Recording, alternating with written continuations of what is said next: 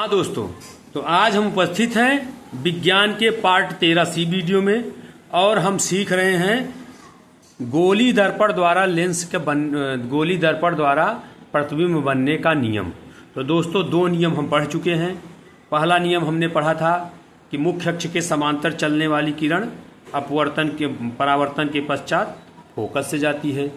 दूसरा नियम हमने पढ़ा था फोकस से जाने वाली किरण परावर्तन के पश्चात मुख्य अक्ष से समांतर हो जाती है। आज पढ़ेंगे हम दोस्तों तीसरा नियम।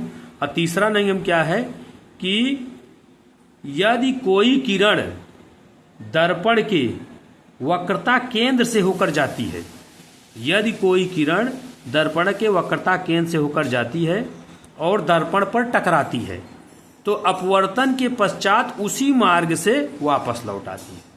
ध्यान देना दोस्तों, जिस मार्ग से जाती है टकराने के बाद उसी मार्ग से वापस आ जाती है। ये होता है अवतल दर्पण में। उत्तल दर्पण में क्या होता है?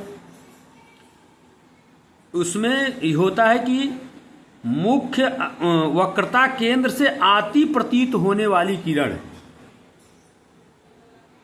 वक्रता केंद्र से आती प्रतीत होने वाली किरण अपवर्तन के पश्चात उसी मार्ग से वापस। देखो दोस्तों, ये होता है आपका उत्तल दर्पण।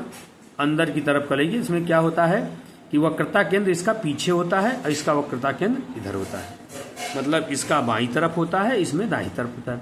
तो चूंकि किरण जानते हैं पिंट होने की वजह से इसको पार तो कर नहीं सकती है, तो किरण यहाँ से आएगी और टकरा के यहीं से वापस चली जाएगी। तो ये माना जाता है कि वक्रता केंद्र से आती हुई दिख रही है, मतलब ऐसा माना जाता है कि ये किरण वक्रता केंद्र की ओर से आ रही है और आती हुई वापस चली जा रही है। तो कहने का मतलब यह है कि वक्रता केंद्र से आती प्रतीत होने वाली किरण इसमें आती ही है, वक्रता केंद्र से आती है और दर्पण पे टकराती है। इसमें पहले दर्पण पे टकराती है, फिर वक्रता केंद्र होता है। तो ऐसा लगता है कि वक्रता केंद्र से आती ही प्रतीत होती है, तो अपने मार्ग से वापस चली जाती है।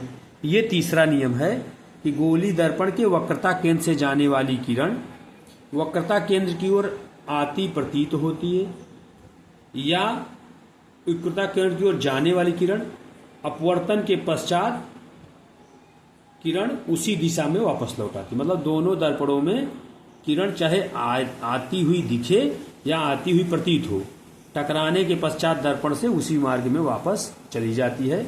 यही है गोली दर्पण का तीसरा नियम।